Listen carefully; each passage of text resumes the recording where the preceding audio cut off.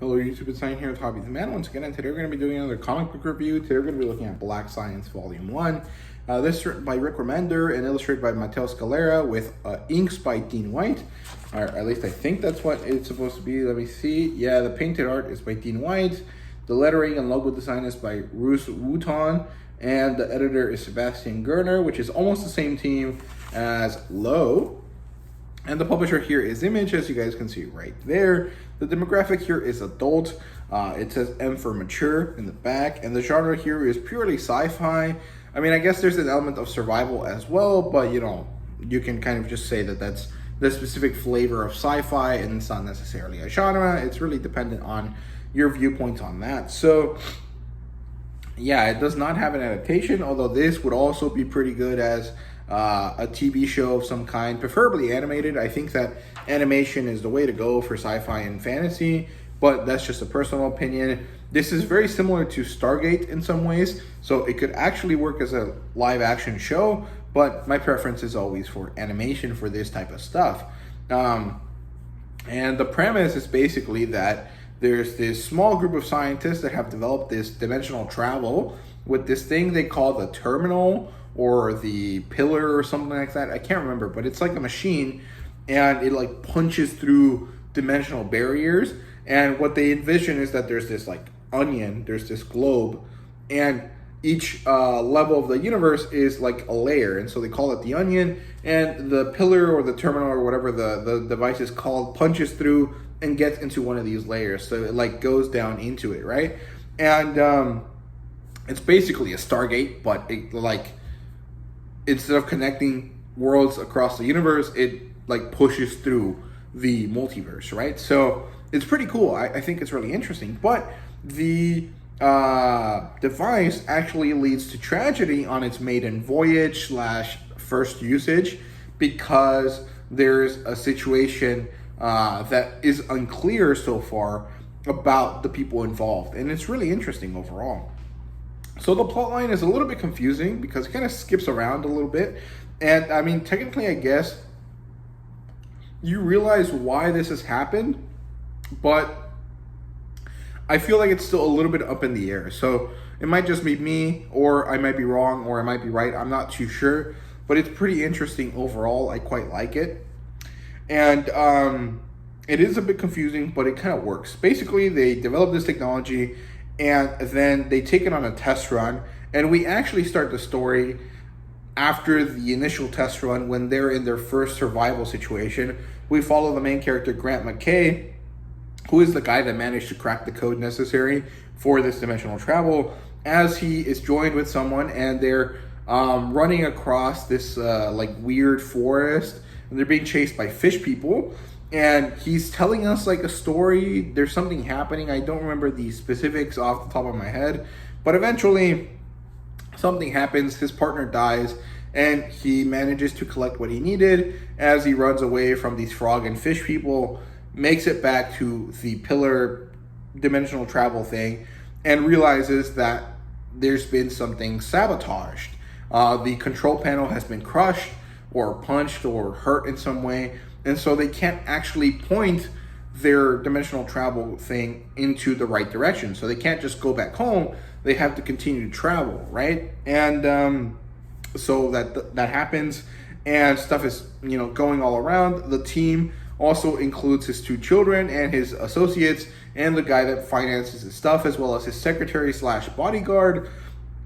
And stuff is going wrong all over the place. There's a lot of suffering. There's a lot of consequences. And we see them hop across a few different dimensional jumps. And each one of these jumps leads to a specific place where they have to stay for a specific amount of time. And they have to survive, as well as find the necessary tools or things that they need at that point. So now I'm not going to tell you specifically where they land and what happens, because I feel like that's too big of a spoiler, and it'll remove the enjoyment. But eventually you make it to a place where they have enough time to rest, and they also have time to try to figure out what's going on. What happens then is that there's another entity that appears that is chasing them down, that is antagonistic, and then they end up in another place because they managed to jump again, or actually they had to jump again. and then the story kind of collapses in itself as the situation gets even worse than it was before, and that's basically where the volume ends.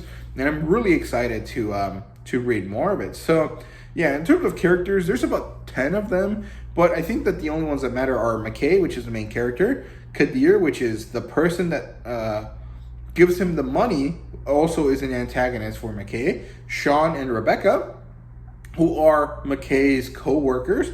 I think Sean is one of his underlings, and if I remember correctly, Rebecca is his lover, also underling in the development of this dimensional travel thing, and his 2 children. Now, I'm not going to get into the specifics of all the characters, but McKay basically is a scientist that's kind of a rogue. So he's a little bit off the beaten path. He does things that the vast majority of people don't really like because he's interested in the very specific type of science, which is, of course, what we call black science, which I don't really understand what it means. Like, is that just science that has been deemed too chaotic, too bad? Or is it just science that, like, most people don't follow because there's no money in it, and he wants to find value in it himself, which he kind of did because he invented this dimensional travel thing, right? So I don't know. I'm confused about that. In terms of world building, the story initially is supposed to chronologically start on our world, and then it moves through all of these different versions of the universe, and you don't really get to interact with any of the universes for too long, but each of them does have something interesting about it. The first one, of course, is this fish and frog people universe. The second one is really interesting, actually, because it's like reverse of real life history, and I think it's really cool. Very high tech as well, very interesting. And then the third one is kind of like a Star Wars universe.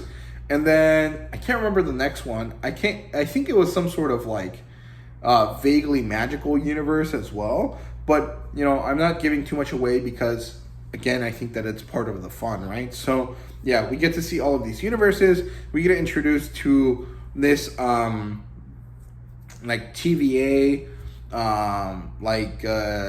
universe fixing organization kind of thing that maybe isn't actually about fixing the universe or the multiverse.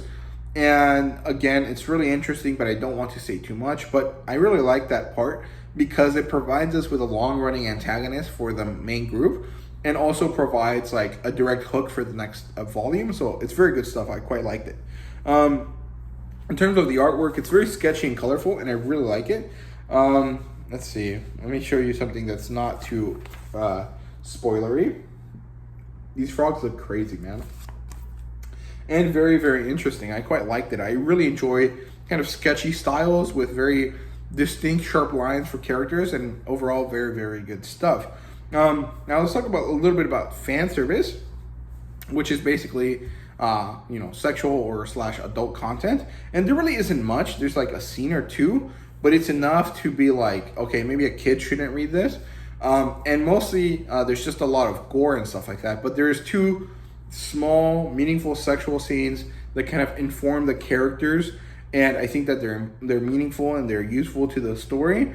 And I just mentioned them because I mention it in all of my other videos when stuff has it. Mostly I just say that it's good or bad. In this case, I think it's actually kind of essential to the story because a big plot line, a big part of the tension of the story comes from one of these scenes being,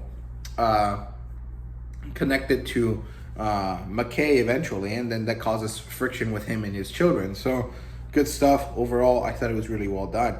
The rating here for this story is a 4 out of 5. I found it really interesting, but the confusing element of how the story is structured is a little bit annoying because I prefer my stories linear, not because I'm like dumb or anything and I can't like think through stories, but rather because I feel like it's just more effective to be linear and just follow a storyline correctly than to try to make it interesting by, changing the order of everything, because that just makes it confusing, and confusion leads to less enjoyment.